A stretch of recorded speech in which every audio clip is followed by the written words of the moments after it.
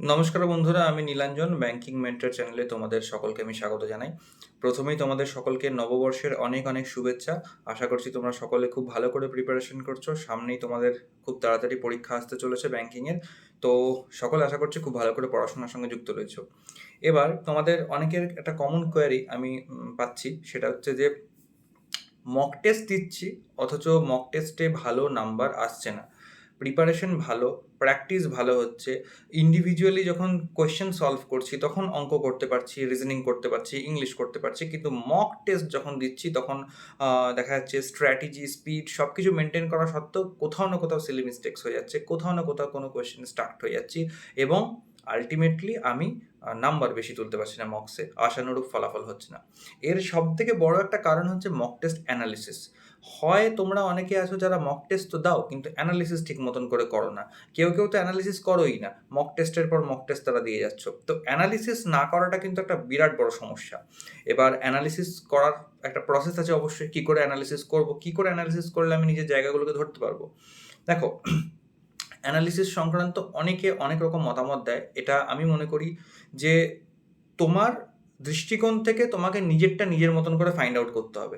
এটা কেউ, আমি ধরো তোমাকে একটা কিছু বলে দিলাম যে হ্যাঁ এটা এরকমভাবে অ্যানালিসিস করতে হয়, এটাই কিন্তু সব নয়।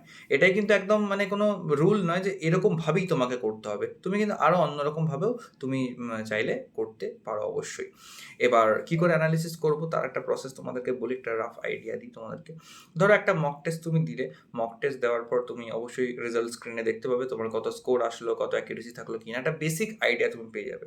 এবার প্রথমে সেই বেসিক ওভারভিউটা তোমাকে ভালো করে দেখতে হবে। কী কী নোটিস করবে ওখানে?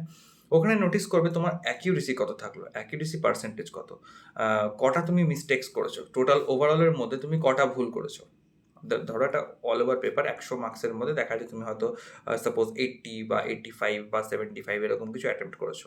তার মধ্যে তুমি দেখা যাচ্ছে কেউ 2টো ভুল করেছো, কখনো 3টে ভুল হচ্ছে, কখনো 4টে ভুল হচ্ছে। তো এইটা দেখতে হবে যে কটা ভুল হচ্ছে। এটা হচ্ছে নাম্বার 1 দেখার মতন পয়েন্ট, যে কটা মিস্টেক্স করলাম। নেক্সট হচ্ছে দেখবো পার্সেন্টাইল, যে আমি পার্সেন্টাইল এবং র্যাঙ্কিংয়ের ভিত্তিতে আমি ওই টেস্টটাতে কোন জায়গায় আমার অবস্থানটা রয়েছে। আমার র্যাঙ্কটা কি মানে খুব বেশি ভুল ত্রুটি হওয়া সত্ত্বেও কি আমার র্যাঙ্কটা ভালো জায়গায় আছে? বা দেখা যাচ্ছে হয়তো তোমার পেপারটা হয়তো মডারেট পেপার, তুমি হয়তো অ্যাটেম্প্ট কম করেছো। হ্যাঁ, হয়তো তোমার অ্যাটেম্প্ট খুব বেশি হয়নি, হয়তো দেখা যাচ্ছে 72, 70 এরকম অ্যারাউন্ড অ্যাটেম্প্ট হয়েছে হয়তো। এবং তোমার দেখা যাচ্ছে হয়তো তোমার যে মিস্টেক্স দেখা যাচ্ছে খুব নমিনাল, হয়তো দুটো বা 3টে হয়তো ভুল হয়েছে। কিন্তু তবুও তোমার পার্সেন্টাইল দেখা যাচ্ছে 98, 99 পার্সেন্টাইলের মতন রান করছে। তার মানে তখন তোমাকে বুঝতে হবে যে তোমার র্যাঙ্কটা কিন্তু ভালো জায়গায় আছে। অর্থাৎ র্যাঙ্কিংটাও ফলো করতে হবে। এমন নয় যে কম নাম্বার পেয়েছি মানে সেটা খারাপ মক টেস্ট হয়ে গেল। যদি পার্সেন্টাইল ঠিক থাকে তাহলে তোমাকে বুঝতে হবে যে এই পেপারটার মধ্যে কিছু ডিফিকাল্টি লেভেল আছে, কিছু মডারেসি আছে, যেটার জন্য সকলেই এই পেপারে কিন্তু মোর দ্যান মানে মোর অর লেস এরকমই অ্যাভারেজ স্কোর একটা পেয়েছে।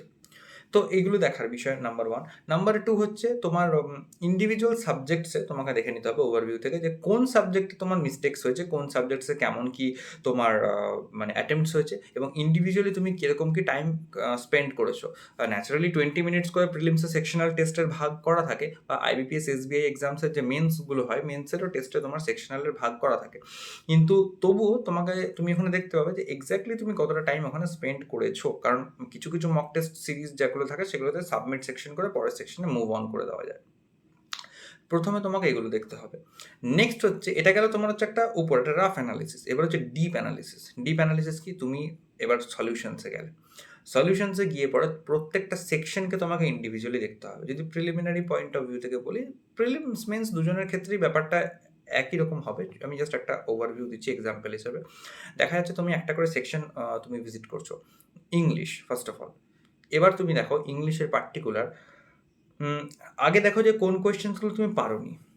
কোন কোয়েশ্চেন্সগুলো তুমি মানে পারোনি ইন দ্য সেন্স অ্যাটেম্প্ট করেছো, ভুল হয়ে গেছে। আনঅ্যাটেম্পটেড কোয়েশ্চেন্সগুলোর কথা আমি বলছি না। অ্যাটেম্প্ট করেছো কিন্তু ভুল হয়ে গেছে, সেই কোয়েশ্চেন্সগুলোতে তুমি যাও। একটা করে কোয়েশ্চেন ভিজিট করো এবং তুমি দেখো কিছু জিনিস ওখানে দেখার বিষয় আছে। ফার্স্ট অফ অল তুমি দেখবে যে ওর রাইট অ্যান্সারটা কী আছে। তুমি যে ভুল করেছো, তুমি কেন ভুল করেছো, তুমি কি ভাবছিলে যেটা ভেবে তুমি অ্যান্সারটা করেছো, এবং অ্যাকচুয়াল লজিকটা কি ওটার পিছনে, সেই অ্যান্সারটা কেন ঠিক হলো, কেন মানে ওই অ্যান্সারটা কেন ঠিক, তোমারটা কেন ভুল, এটা আগে তোমাকে বুঝতে হবে এবং নিজের ল্যাগ যেটা আছে, যে ভুল ত্রুটিটা, সেটাকে তোমাকে আগে ফিক্স করতে হবে নাম্বার 1।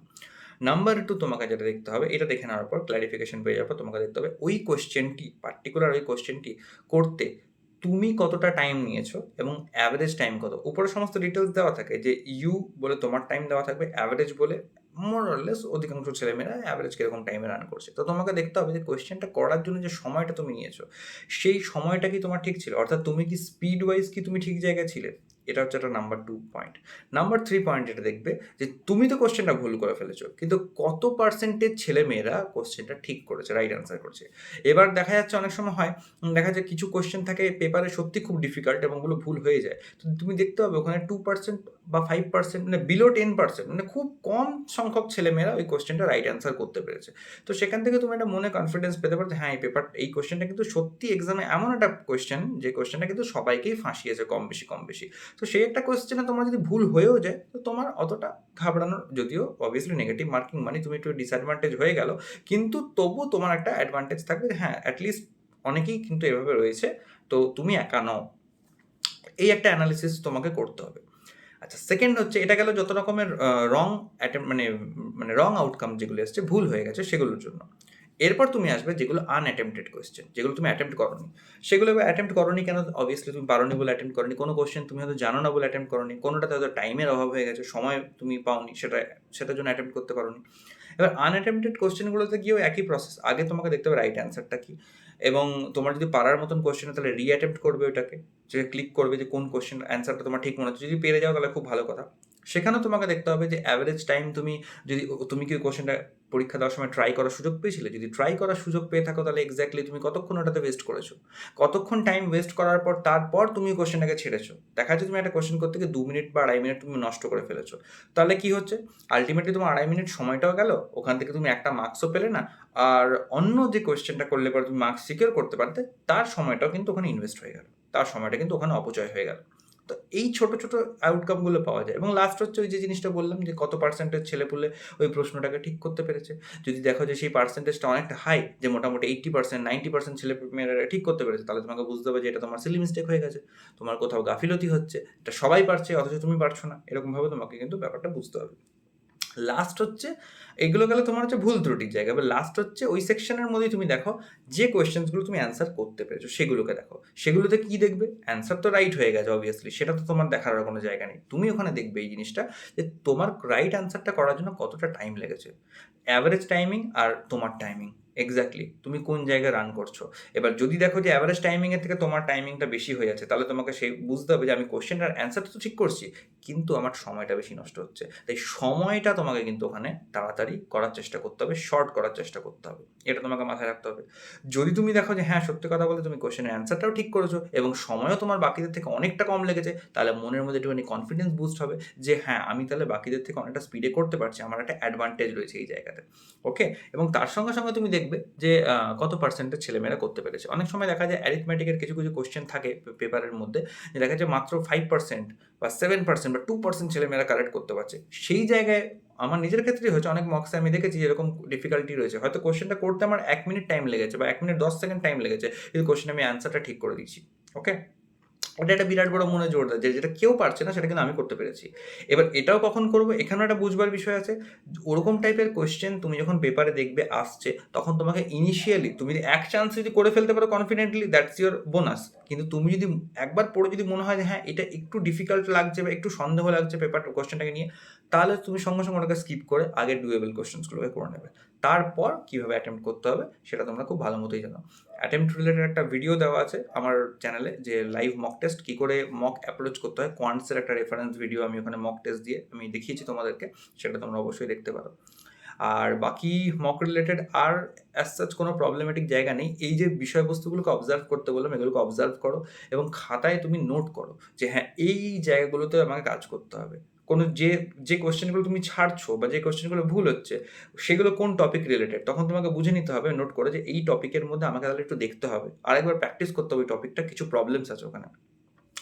যে কোয়েশ্চেন্সগুলো তুমি দেখছো যে হ্যাঁ, আমি রাইট অ্যান্সার তো করছি, কিন্তু আমার সময় বেশি লেগে যাচ্ছে। তো তোমাকে সেই জাতীয় কোয়েশ্চেন্সগুলোকে স্পিড ইমপ্রুভমেন্টের জন্য তোমাকে প্র্যাকটিস করতে হবে। এরকম ছোট, ছোট নোটস করে, করে তুমি খাতায় লিখে রাখতে পারো এবং তার উপর তুমি অফ টাইম যখন তুমি প্র্যাকটিস টাইম, যখন মকের টাইম আলাদা, প্র্যাকটিস টাইম আলাদা। প্র্যাকটিস টাইমে তখন তুমি ওটাকে যেন ঠিকভাবে প্র্যাকটিস করে ইউটিলাইজ করতে পারো। এবং এই ছোট, ছোট চেঞ্জেসগুলো করলে বা এগুলোকে অবজার্ভ করলে তুমি নিজের প্রবলেমসগুলো সম্বন্ধে অবগত হবে। প্রবলেমসগুলো আইডেন্টিফাই করতে পারলে তখনই তার সলিউশন করতে পারবে। এই প্রবলেমসগুলোকে আইডেন্টিফাই করে সলিউশন করলে পরেই দেখবে তখন তোমার মকে অটোমেটিক মার্কস ইমপ্রুভ করছে, মার্কস বাড়ছে এবং এরকম করে, করে তোমার কনফিডেন্সও অ্যারাইজড হবে এবং তার সঙ্গে, সঙ্গে তুমি যখন নেক্সট টাইম এক্সাম দেবে, এক্সামে অ্যাপিয়ার করবে তখন অনেকটা কনফিডেন্ট হয়ে তুমি এক্সাম হলে বসবে এবং ইভেনচুয়ালি তুমি এক্সাম ক্লিয়ারও করবে। তো এনিওয়েজ তোমরা ভালো করে প্র্যাকটিস করো। এই ছিল আমার আজকের সমস্ত আলোচনা। তোমাদের মতামত ভিডিওর কমেন্টসে তোমরা জানাও। ভিডিওটা ভালো লাগলে একটু লাইক করো এবং ফেলো অ্যাসপিরেন্টদের সঙ্গে শেয়ার করো অবশ্যই। আর আপকামিং কী বিষয়ে তোমাদের প্রবলেমস বা কী বিষয় নিয়ে ভিডিও বানালে ভালো হয় সেটা আমাকে কমেন্টে লিখে জানাতে পারো। এছাড়াও আমাদের একটা টেলিগ্রাম গ্রুপ তৈরি করা হয়েছে। সেই টেলিগ্রাম গ্রুপে কিছু অ্যাসপিরেন্টস আমরা এখন জয়েন্ট আছি। সেখানে আমরা প্রয়োজনীয় বিষয়বস্তু নিয়ে আলোচনা করি, ডাউটস ডিসকাশন করি। হ্যাঁ, আরও ডিটেলসে আলোচনা করি। ইউটিউবে একটা ভিডিওর মধ্যে যে আলোচনাগুলো করা যায় না, হয়তো অনেক দীর্ঘায়িত আলোচনা হয়, তো সেগুলোকে আমরা তখন টেলিগ্রাম গ্রুপের মধ্যে করে থাকি। তো তোমরা যদি ইচ্ছুক হও তাহলে সেই টেলিগ্রাম গ্রুপের লিঙ্ক ডেসক্রিপশনে দেওয়া থাকবে, সেখান থেকে তোমরা অবশ্যই জয়েন করতে পারো। Best of luck.